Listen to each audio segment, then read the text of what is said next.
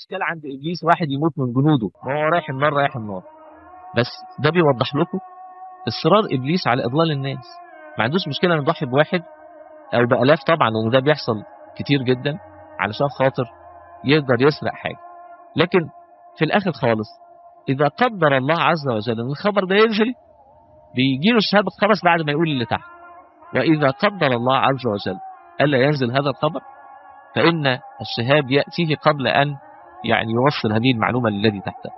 لكن إحنا بنقول للحديث ده، نذكر لهذا الأمر، إحنا بنقول إن هذا الحديث سيجيب لنا على كثير من التساؤلات، ويورينا إزاي إبليس مصر على إضلال الإنسان، وإزاي هو مصر على إهلاك هذا الإنسان. أيضا هذه الحرب فيها سهام، ولهذا يقول الحبيب مصطفى صلى الله عليه وسلم: النظرة سهم مسموم من سهام إبليس يصيب به قلب المؤمن.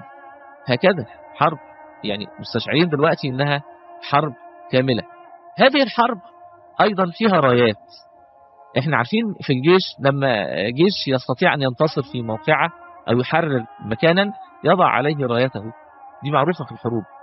الكلام ده موجود بالنص. ففي حديث النبي صلى الله عليه وسلم أن على كل باب من أبواب الناس ملك برايته وشيطان برايته، ده ماسك الراية بتاعته وده ماسك الراية بتاعته. فإذا خرج الإنسان من بيته فذكر الله عز وجل تبعه الملك برايته. واحد خارج في مشوار خير، نيته خير، رايح يصلح بين اتنين، رايح يساعد محتاج، رايح يعمل شغله، رايح كليته، رايح مدرسته، وبعدين هو رايح قال بسم الله توكلت على الله ولا حول ولا قوة إلا بالله. إيه اللي يحصل؟ يجي الملك يقول ده بتاعنا بقى، يمشي الملك معاه وهو رافع رايته. العكس بقى، واحد رايح يعمل معصية والعياذ بالله، ولا خارج مش عارف هو خارج ليه، وهو خارج ما قالش إيه بسم الله توكلت على الله ولا حول ولا قوة إلا بالله. إيه اللي يحصل؟ الشيطان هو اللي يرفع رايته ويمشي بقى إيه معاه وهو رافع هذه الراية، وكأن كل الشياطين اللي حابلوه بعد كده في الشارع يقولوا له إيه؟ يقول لهم الراجل ده بتاعنا، استخدموه زي ما انتم عايزين. هكذا. بس كلمة الراية دي بتحسسنا برضو إنها حرب مستمرة. المشكلة بقى إن الحرب دي اللي بين الشيطان والإنسان، واللي كتير من الناس للأسف مش مستشعرينها دلوقتي، هذه الحرب نتيجتها في منتهى الخطورة. الحرب دي نتيجتها إن الله عز وجل ينادي يوم القيامة على آدم عليه السلام فيقول: يا آدم قم واخرج بعث أمتك من النار. فيقول آدم: وما بعث أمتي من النار يا رب؟ قد إيه؟ فيقول: من كل 100 999 وواحد في الجنة. يعني إبليس هينجح في المهمة بتاعته بنسبة 999 في الألف، مش 99%، لا 999 في الألف. حينما قال النبي صلى الله عليه وسلم هذه المقولة ازدعج الصحابة، فقال لهم النبي صلى الله عليه وسلم مطمئنا: ما أنتم في هؤلاء إلا كالشعرة السوداء في جسد الثور الأبيض، أو كالشعرة البيضاء في جسد الثور الأسود. لا، ده أنتم عددكم مش هيبقى كبير قوي كده.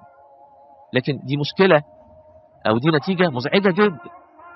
القرآن الكريم يوضح لنا هذا الأمر. ده الواحد في الألف ده كويس، ده احنا نحمد ربنا كمان. الله عز وجل يقول في سورة النور: يا أيها الذين آمنوا لا تتبعوا خطوات الشيطان ومن يتبع خطوات الشيطان فإنه يأمر بالفحشاء والمنكر ولولا فضل الله عليكم ورحمته ما زكى منكم من أحد أبدا ولكن الله يزكي من يشاء والله سميع عليم. يعني معنى كده إن الواحد في الألف ده كمان ما كانش هيجي، ولولا فضل الله عليكم ورحمته ما زكى منكم من أحد أبدا. يعني مع كل الكرم بتاع ربنا سبحانه وتعالى وهدايته، والحسنة ب10 أمثالها أو يزيد لحد 700 ضعف، والسيئة ممكن تتمسح بالتوبة، مع ذلك نسبة النجاة بين البشرية 1 في الألف. طبعا ده يوضح لنا خطورة هذا الصراع بين الشيطان وبين الإنسان. الشيطان في هذه الحرب يؤمن بالتخصص، يعني كل إنسان يولد للشيطان مثله، فهناك قرين لكل واحد. وبعدين مش كده وبس، ده الأعمال فيها تخصصات. لما اشتكى للنبي صلى الله عليه وسلم أن الشيطان يلبس عليه صلاته وقراءته، قال له النبي صلى الله عليه وسلم: ذلك شيطان يدعى خنزب، فإذا شعرت بشيء من هذا فادفل عن يسارك 3 واستعذ. فإذا هناك شيطان متخصص لموضوع الصلاة، وهكذا هناك شياطين متخصصة في كل باب من الأبواب. في شياطين متخصصة للخلافات الزوجية، ده واخد كورسات علشان يقدر يبقى فنان في كيفية إثارة المشكلات بين الرجل وزوجته. وهناك متخصصون في تكبيل الناس وإحجامهم عن الإنفاق في سبيل الله عز وجل، وهكذا ألوان مختلفة. في منهم متخصصون في الاكتئاب، ازاي الانسان يصاب بالاكتئاب، في متخصصون في اثاره الغضب في النفس، وهكذا. فاذا الشيطان عنده تخصصات وعنده تدرج، وده اللي بتلفتنا ليه الايه الكريمه: يا ايها الذين امنوا لا تتبعوا خطوات الشيطان. التدرج ممكن يبدا مع واحد بان هو بس يكتر النوم شويه ويكتر الاكل شويه. هو الاكل حرام والنوم حرام؟ لا لا لا، مش حرام طبعا، بس الاسراف في الاكل والنوم والشرب واللبس حرام. إن المبذرين كانوا إخوان الشياطين وكان الشيطان لربه كفورا. ولهذا جاء رجل إلى النبي صلى الله عليه وسلم: يا رسول الله، ماذا آكل وماذا ألبس؟ فقال له الحبيب المصطفى صلى الله عليه وسلم: كل ما شئت والبس ما شئت، ما أخطأتك خصلتان: صرف ومخيلة. اعمل اللي أنت عايزه، اشرب زي ما أنت عايز، بس ما تصرفش وما تفتلش على الناس بلبسك ولا بعربيتك ولا ببيتك، وما تكترش من الأساس في البيت اللي ملوش لازمة. لهذا يقول الحبيب المصطفى صلى الله عليه وسلم: فراش لك وفراش لأهلك وفراش لضيفك وفراش للشيطان. في بعض الناس كده تخش تلاقي مثلا 4 أنطريهات في البهو ما بيتقعدش عليه. معنى كده إيه؟ معنى كده إن الحاجات اللي أنت مش هتقعد عليها هيجي الشيطان إيه؟ يقعد عليه. والجميل كمان إن النبي صلى الله عليه وسلم حذرنا من أشياء كثيرة من هذا. يقول الحبيب المصطفى صلى الله عليه وسلم: ستكون إبل للشياطين وبيوت للشياطين. فأما إبل الشياطين بيقول هيبقى في إبل خاصة للشياطين وفي بيوت خاصة للشياطين. أما إبل الشياطين فيخرج أحدكم بخبيثاته قد أسمنها ويمر على أخيه واقفا قد انقطع به السير فلا يحمله على إحداهما. هذه بقى إبل الشياطين. واحد راكب العربية بتاعته وواحد تاني واقف في السكة مستني حاجة تشيله، وهو يمر عليه يسيبه في الشمس واقف ولا في المطر ولا في شيء من هذا القبيل، يبقى ايه؟ الشياطين تيجي على طول تقعد على الكراسي طالما انت ما شلتش اخوك. هذه ابل الشياطين. شوف جمال الحديث بتاع النبي صلى الله عليه وسلم: فاما ابل الشياطين فذكرها النبي صلى الله عليه وسلم كما قلنا، واما بيوت الشياطين فلم ارها. بس احنا بقى شفناها. ايه بيوت الشياطين دي؟ الفيلا اللي في الساحل الشمالي اللي ما حدش بيقعد فيه، العمارات اللي بتتعمل وتتساب ومحدش يقعد فيها. وبعدين ايه اللي يحصل بقى؟ اصلا انا عامل العماره دي لابني، عامل الشقه دي لابني اللي هو في 4 ابتدائي، لما يكبر هياخدها. طب وتنها مقفوله 20 سنه ليه؟ ما تسكن فيها حد. اصل انت لو ما سكنتش حد من الناس الشياطين هتروح ايه وتسكت. والكلام ده بيشتكي منه كتير من الناس دلوقتي اللي واخدين فيلل في الساحل الشمالي، بيقولوا لما بنروح هناك بتبقى ايام من الجحيم، لأنه طبعا الشياطين سكنت وعششت كما أخبر الحبيب المصطفى صلى الله عليه وسلم. الأمر إذن في منتهى الأهمية أيها الإخوة الأحباب. إذن هذه حرب كاملة الشيطان أعد فيها عدته، ودرس الإنسان من أول سيدنا آدم وحتى اليوم وهو يسعى دائما لإضلاله.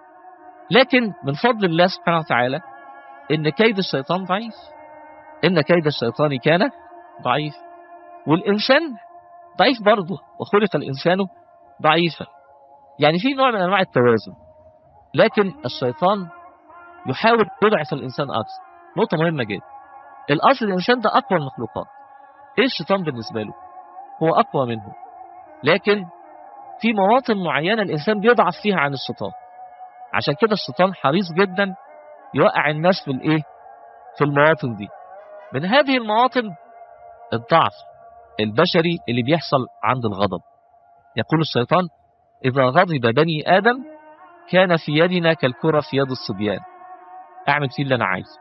عشان كده وصية النبي صلى الله عليه وسلم للرجل حينما قال: أوصيني يا رسول الله، قال: لا تغضب، ما تغضبش أبدا. وكان رسول الله صلى الله عليه وسلم لا يغضب أبدا إلا إذا انتهك حد من حدود الله. ما عرفش الشيطان يعمل معاه العملة دي. بس خلي بالك النبي صلى الله عليه وسلم كان ليه خصوصية إن ربنا سبحانه وتعالى أعانه على شيطانه اللي هو القرين بتاعه فأسلم.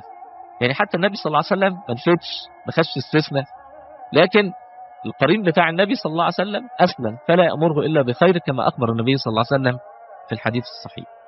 يبقى إنك تغضب، تحصل حاجة فيبتدي يسخن فيك علشان تاخد موقف، ده منين؟ ده من الشيطان. عشان إيه؟ عشان تضعف، ولما تضعف تتكلم أي كلام وتعمل حاجات كتير غريبة جدا، فاللي يحصل إيه؟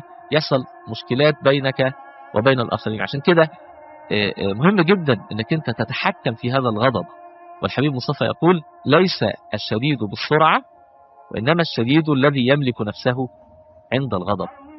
النبي صلى الله عليه وسلم وهو ماشي معاه واحد من الصحابة، لقى واحد بيلعب مصارعة مع واحد كده فمسكه غلبه. دخل واحد تاني فبرضه مسكه غلبه. فالصحابي بيقول للنبي صلى الله عليه وسلم: يعني ما أقوى هذا الرجل، ما صرع أحدا إلا صرعه. فقال رسول الله صلى الله عليه وسلم: إني أعلم من هو أقوى منه. فقال: من يا رسول الله؟ فقال: رجل جهل عليه رجل فرد بالإحسان فغلب 3. غلب هذا الرجل وشيطانه وغلب قرينه. يعني غلب 2 شياطين وواحد كمان الرجل الثاني، أو كما قال صلى الله عليه وسلم. هذا يعني أن القوة الحقيقية في قدرتك على ضبط نفسك. عند الغضب رسول الله صلى الله عليه وسلم يوصي ببعض التوصيات: إذا كنت قائما فاجلس، وإن كنت جالسا فاتكئ، وإن كنت متكئا فاضطجع. اقترب من الأرض قد ما تقدر، ما تقومش، ما تنفعلش، ما تحاولش غضبك ومشاعر الغضب دي لفعل. وإذا كنت عايز بقى تعمل فعل بقى فقم وتوضأ، فإن الشيطان خلق من النار. وكما أخبر الحبيب المصطفى صلى الله عليه وسلم آمرا من يجد غضبا في نفسه أن يتوضأ، فقال صلى الله عليه وسلم: إن الغضب من الشيطان، وإنما خلق الشيطان من النار، وإنما يطفئ النار الماء. هكذا النبي صلى الله عليه وسلم يوضح هذا الأمر. ما يحدث داخل النفس البشرية النبي صلى الله عليه وسلم يوضحه، وحينما يصف لنا علاجا فإنه يصف لنا كيفية عمل هذا العلاج في النفس البشرية. أيضا من المواقف التي يحاول الشيطان أن يدفع الإنسان إليها حتى يحقق مآربه، أن يدفعه إلى الحزن والاكتئاب. الإنسان حينما يحزن أو يكتئب يصبح ضعيفا في يد الشيطان. وأيضا الإسلام جعل هناك حل. لو الإنسان مكتئب، هل على طول ياخد برشامة ولا يعمل حاجة؟ النبي صلى الله عليه وسلم يقول: من أصابه هم أو حزن فقال: اللهم إني عبدك وابن عبدك وابن أمتك، ناصيتي بيدك، ماض في حكمك، عدل في قضاؤك، أسألك بكل اسم هو لك سميت به نفسك، أو أنزلته في كتابك، أو علمته أحدا من خلقك، أو استأثرت به في علم الغيب عندك، أن تجعل القرآن العظيم ربيع قلبي ونور صدري وجلاء غمي وذهاب حزني وهمي، إلا أذهب الله همه وأبدله به فرحا. يعني واحد حاسس باكتئاب ما ينفعش يقعد في الحالة دي، على طول اخرج بينها، على طول بالخانة دي اللي عايز يحصرك فيها الشيطان، بأن تذكر الله عز وجل. حصل أي مشكلة في شغلك، حاجة ما جاتش على مزاجك، حد ضايقك بكلمة أو بفعل، على طول اقعد كده مع نفسك، وبعدين استجمع قوتك واذكر الله عز وجل بهذا الذكر وهذا الدعاء، كرره 3، هتجد تبص تلاقي نفسك سنة سنة بتخرج من حالة الاكتئاب اللي انت فيها دي. مش بقى واحد مكتئب فييجوا اصحابه مثلا او ناس عايزين يزوروه فيقول لهم: معلش والله يا اخوانا اصل انا متضايق شويه ودمي هيبقى تقيل، فلو سمحتوا ما مش هقدر اخرج معاكم النهارده ولا هقدر اروح ولا اجي. ليه تقعد انت في الحته دي؟ اخرج وحاول تخرج من هذه الحاله بانك انت تنبسط او تفرفش نفسك بما هو مباح، واستعن على هذا بذكر الله عز وجل حتى تخرج من هذا الاكتئاب. ايضا النبي صلى الله عليه وسلم دخل المسجد في غير وقت الصلاة، فوجد واحد من الصحابة يجلس، فقال له: ما الذي أجلسك في غير وقت الصلاة؟ قال: هموم لازمتني وديون علي يا رسول الله. فقال صلى الله عليه وسلم: ألا أدلك على ما إن قلته أذهب الله عنك همك وقضى عنك دينك؟ قال بلى يا رسول الله. قال قل إذا أصبحت وأمسيت اللهم إني أعوذ بك من الهم والحزن، وأعوذ بك من العجز والكسل، وأعوذ بك من الجبن والبخل، وأعوذ بك من غلبة الدين وقهر الرجال. يقول فما زلت أقولها حتى أذهب الله عني الهم وقضى عني الدين. يبقى هكذا معالجة نفسية لهذه الحالة حتى لا تستمر. الإنسان المكتئب عمره ما هيقدر ينتج، عمره ما هيقدر يغير الواقع اللي هو فيه. رسول الله صلى الله عليه وسلم يخبرنا بهذه الطريقة للكيد الشيطاني، فيقول الحلم من الشيطان ليحزن الإنسان. يعني لو واحد شاف كابوس وقام متضايق الصبح، ده هذا الشيطان وراك كابوس علشان يدخلك في حالة من الحزن، يقدر بعد كده بقى يسيطر عليك. ثم تعمل ايه علاج الحزن؟ ان احنا نقول اللهم اني اعوذ بك من الهم والحزن، واعوذ بك من العجز والكسل، واعوذ بك من الجبن والبخل، واعوذ بك من غلبة الدين وقهر الرجال. وعرفنا برضو ان احنا نقول اللهم اني عبدك وابن عبدك وابن امتك ناصيتي بيدك ماض في حكمك عدل في قضاؤك، اسالك بكل اسم هو لك سميت به نفسك او انزلته في كتابك او علمته احدا من خلقك أو استأثرت به في علم الغيب عندك أن تجعل القرآن العظيم ربيع قلبي ونور صدري وجلاء غمي وذهاب حزني وهمي. وعرفنا التسبيح بحمد الله عز وجل كوسيلة من وسائل الخروج من الحزن. وعرفنا الصلاة فسبح بحمد ربك وكن من الساجدين واعبد ربك حتى يأتيك اليقين. منهج قرآني معجز في حل هذه المشكلات، مشكلات الاكتئاب. اذكر ربنا سبحانه وتعالى، سبح بحمد ربك، لأنك أنت لما تقول الحمد لله الحمد لله كأنك تستشعر نعم الله عز وجل. أنت دلوقتي حزين عشان فقدت الشيء الفلاني، ما أنت عندك نعم كتير قوي ربنا سبحانه وتعالى أنعم عليك بيه. فحينما تحمد الله عز وجل يأتي الرضا إلى قلبك، وحينما تسبح الله عز وجل تنزهه عن نقص أو إهمال لعباده، حاشا لله عز وجل. فسبح بحمد ربك وكن من الساجدين. وبعدين صلي بقى. كان صلى الله عليه وسلم إذا حزبه أمر فزع إلى صلاته. صلي بقى كده واسجد لله، اقترب من ربنا سبحانه وتعالى، ستجد السكينة والبرد يتنزلان على قلبك. واعبد ربك حتى يأتيك اليقين. في حاجة في علم النفس اسمها العلاج بالعام. وكانوا زمان الفلاسفة الرومان إذا واحد عنده اكتئاب كانوا ينزلوه في مزارع العنب يشتغل لما يستوي، لأن هو أثناء الشغل ينسى بقى موضوع التليفون. إذا قعد لوحده حبيس الجدران هيقعد يكتر أحزانه مش هنخلص.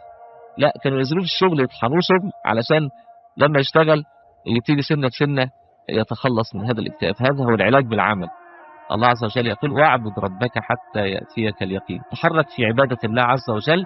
وزي ما احنا عارفين العبادة مفهومها في الإسلام أوسع من مجرد أداء الشعائر التعبدية، فكل حركة تتم في المجتمع في سبيل الله عز وجل فهي عبادة.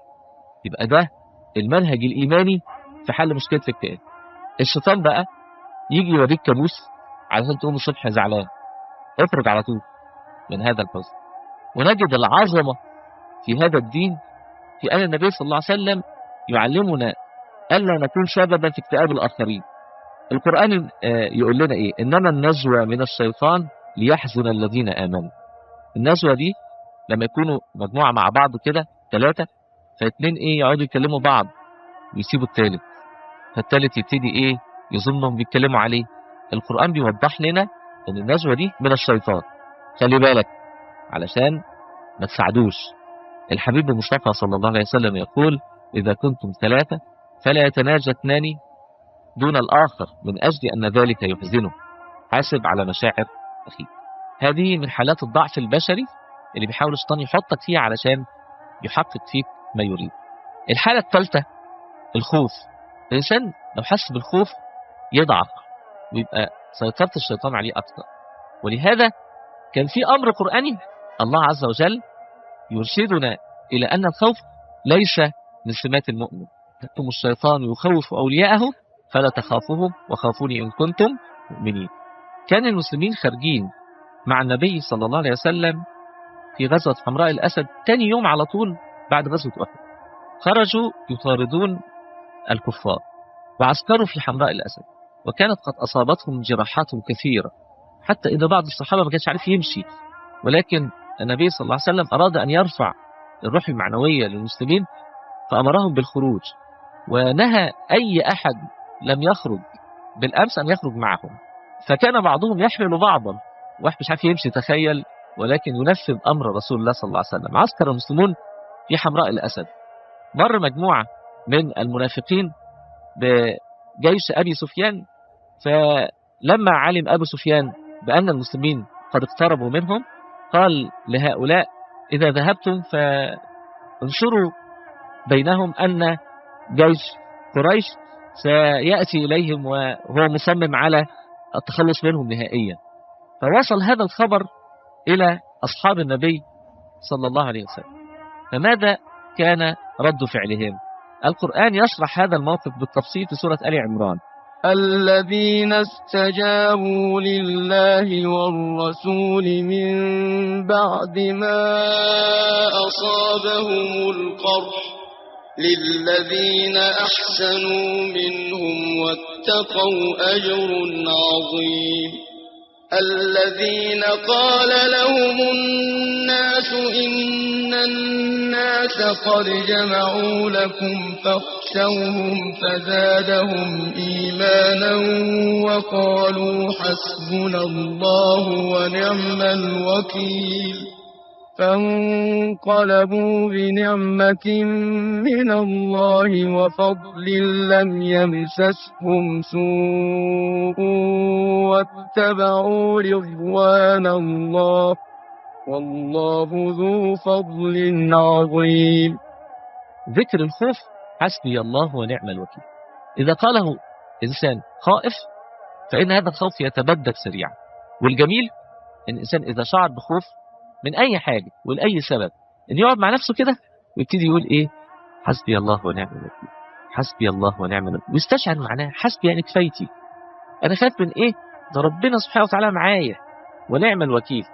اللي يقول كده مش ممكن يحصل له مشكلة. فانقلبوا بنعمة من الله وفضل لم يمسسهم سوء.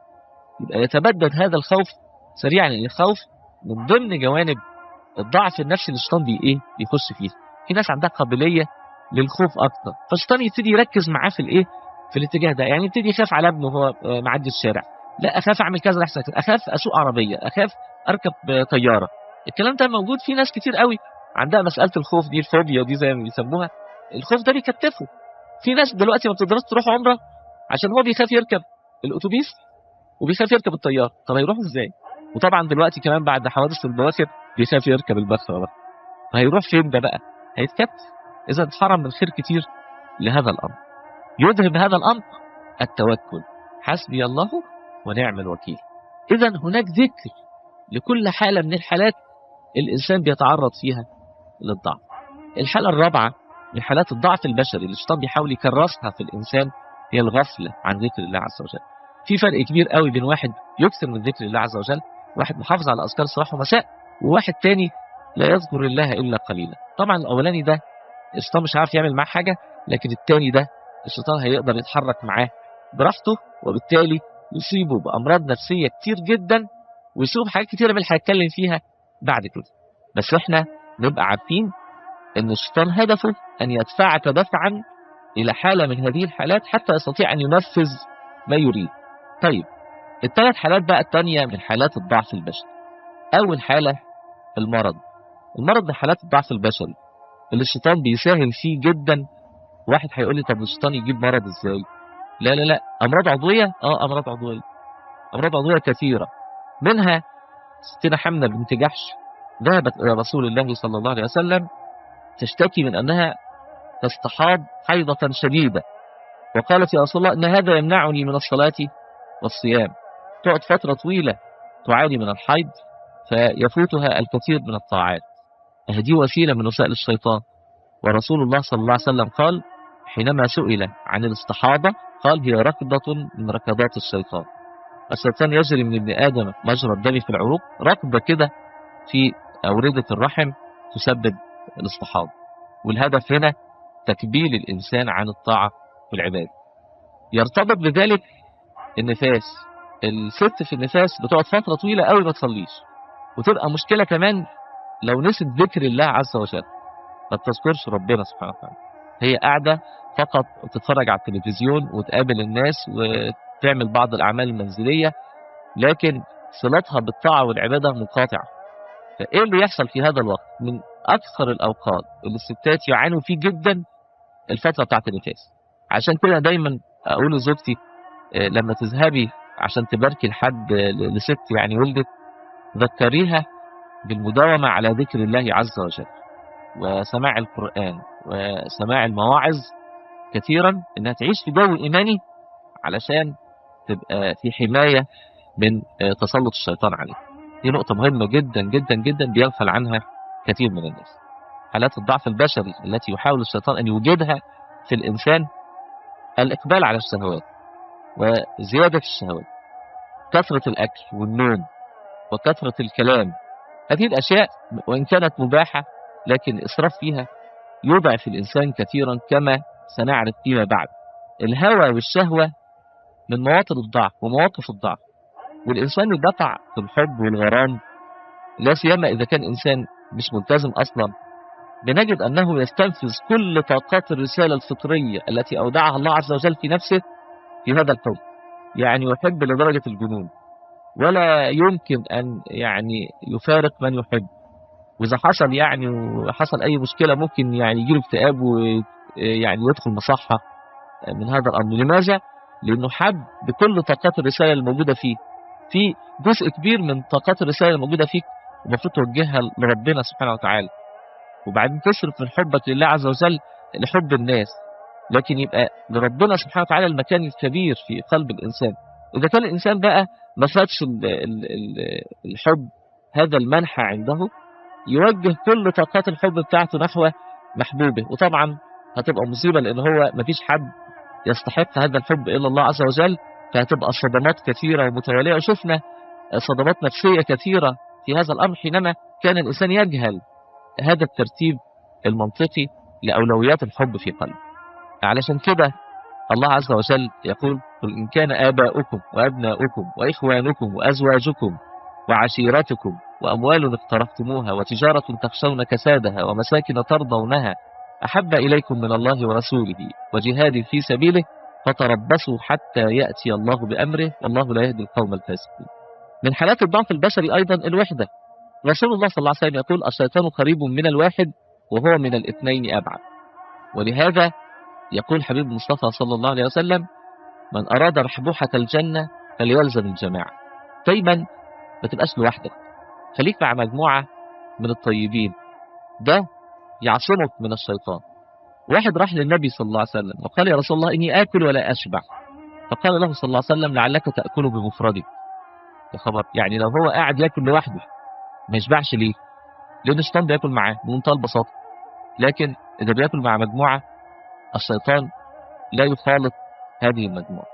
من الأشياء اللي في منتهى الخطورة إن الناس اللي بيسافروا دول الخليج لزيادة الدخل، يسافر الراجل ومعاه العيلة كلها، وبعدين بنته الكبيرة تخلص ثانوية عامة فيرسلها هنا تاني، ويتنه قاعد هو بقى عشان الأولاد في مراحل تعليمية مختلفة، يتنه قاعد هناك ويسيب البنت هنا لوحدها عايشة في بيت لوحدها، فتبقى قريبة جدا من تسلط الشيطان ويحصل لها أمراض نفسية كثيرة جدا نقعد نعالج فيها وقت طويل، قد تفشل حياتها لأنهم يجهلون إيه الموضوع. نقطة في منتهى الخطورة والأهمية. ولهذا حتى الإسلام وحرض ورغب في الزواج. الواحد بيبقى لوحده والواحدة تبقى لوحدها. أول ما يتجوزوا بيبقى كل واحد بينهم لوحده اسمه زوج، خلاص أصبح في قوة وفي منعة. والزواج أضفى لفظا جديدا ومفهوما جديدا على كل منهم، والتكوين الجديد اللي بينهم ده بقى اسمه أسرة. وكلمة أسرة في اللغة مكونة من 3 حروف: الهمزة والسين والراء، ومادة أسرة تعني القوة. ولهذا يقول الله عز وجل: نحن خلقناهم وشددنا أسرهم وإذا شئنا بدلنا أمثالهم تبديلا. فالقوة للرجل وقوة للمرأة أيضا. فالزواج من الأشياء التي تضعف كيد الشيطان ومكر الشيطان. عشان كده من أهم أهداف الشيطان أنه هو يفشل أي أسرة أو يفرق بين الزوجين. وأعظم الشياطين مكيدة وقربا من إبليس هو الذي يستطيع أن يفرق بين الرجل وزوجته. هذه هي مواطن الضعف البشري اللي بيحاول الشيطان أن يدفع الناس إليها حتى يستطيع أن يسيطر عليه.